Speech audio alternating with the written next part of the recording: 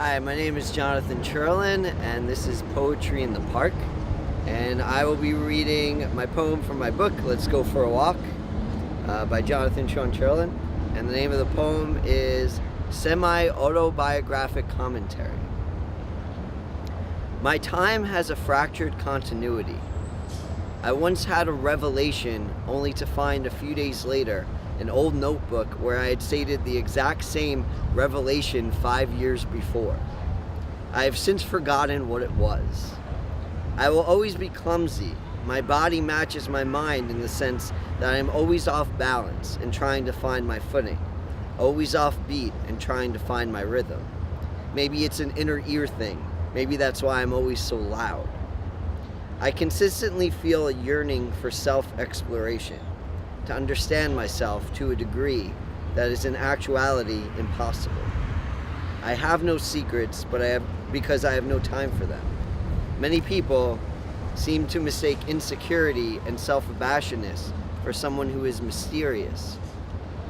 But true mystery is when the picture is in front of you, but you just can't quite make out what it's of. Time floats. It is lighter than air. It is above space and below it. And time goes through us. We are only conduits. I was born, and as a child, I had bicycles, I had pets, I had family, I had friends.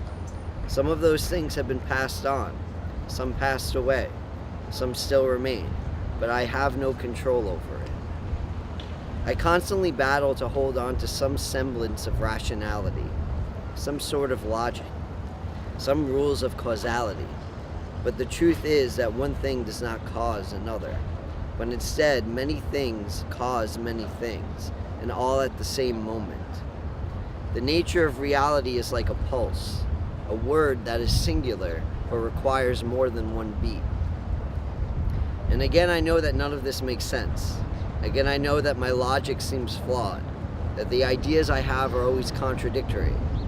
I want to fuck, but I'm scared of embracing. I want to eat, but I'm afraid to get fat. I want to write, but don't believe it will mean anything. I want to drink, but I'm too tired to drink too much. Always desires, then fears, when life might be more productive the other way around. But it's not my nature. Again, constantly lazy, but always need to take the more difficult route. Nothing being easy, always in flux, always uncomfortable and awkward. Watching people laugh and bend when I instead cower in a corner, observing their dance of equanimity. And when I looked at her, she lit up the room. Her being so beautiful and strong-minded and strong-willed did not seem fair to the rest of the human race. So I decided to avoid her, because the moment she felt I wanted her, she knows she had me, and I couldn't allow myself to be had again. I once read to a girl a line I had written for another girl. The one with the eyes I could drown in, for while staring into their deep angelic beauty, I might forget to breathe. She said, "Now I'll just imagine you wrote that for me." I didn't, and I didn't claim that I did, and she was a much better person than the girl I wrote it for. And that about sums it up, doesn't it? Always falling for the wrong girl and never pursuing the right one. Jumping in and out of the game, sometimes watching, sometimes participating, but always confused. The clock ticks somewhere, but I no longer understand what it measures. I'm a child, I'm in love. I'm an adult, I'm telling her I can never speak to her again. I walk into a room where everyone knows my name. I sit in my apartment crying to cope with a sunny day. And yes, I prefer the rain and always have. My mother would chase me as I would run out of the house to play in it. Only 4 years old and felt more at peace with gray clouds than with white ones. But now it doesn't make sense. It seems more like a semi-bio for a character in a story than being a story itself. But in order for this to be done, it must be over and therefore must end. So I'll leave you with this. If a tree falls in the forest, what came first, the tree or the inevitability of the fall? So what inspired that first piece of the game? So, semi-autobiographic commentary. I think it was about, I was thinking about my life, and I realized that it's funny because I've been thinking about this again recently. This was from 2013, 5 years ago. just how like memory works.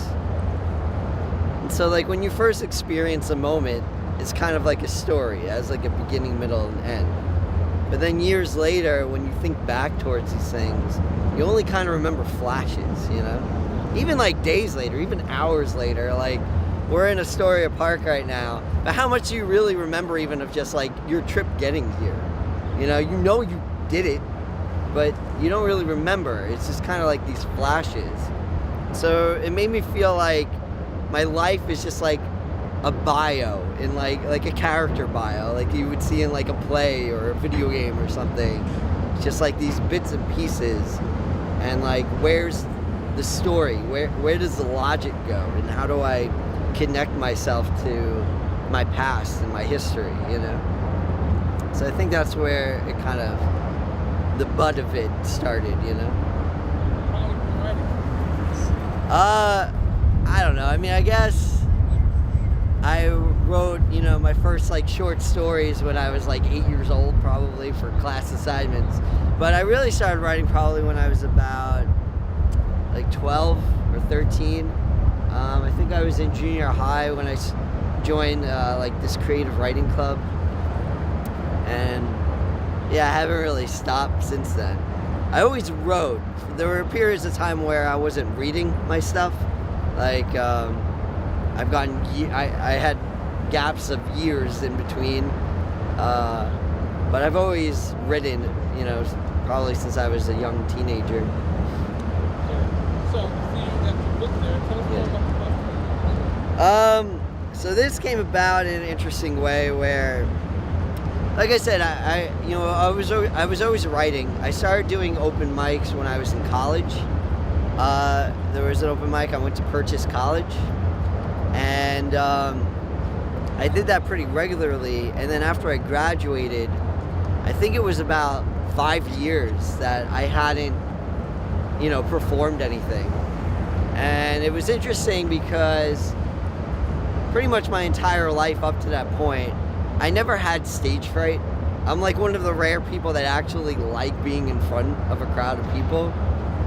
But after not doing it for 5 years, and I went to an open mic, and I was like terrified. But, you know, I decided that I just needed to do it, you know? And I remember like the first poem in here, I remember reading it and like halfway through, I felt like I just wanted to stop, you know, but I just kept going. But I just wanted to, you know, I was kind of new to the city and needed something to do where I can meet people pretty much. And so I made an effort for a while to like write at least one poem per week. And so I just kept doing that for a while, pretty consistently. And then maybe I wasn't doing it every week after a while, but, you know, for about a couple of years, like 3 years, I had like a pretty good collection of poetry. And in 2015, I got laid off from my job. And right when that happened, like literally the next day, I got an email from the guy that ran the open mics I was going to, saying that they were looking to get, I think it was like 10 people to like publish the first 75 copies of their book. So he asked me if I wanted to do it. I'm like, actually right now I kind of have time to put something together. So I decided to like just take all my poems. Originally I was just gonna pick and choose which ones I wanted. But when I started reading them from the beginning to end, I realized it was kind of telling a story.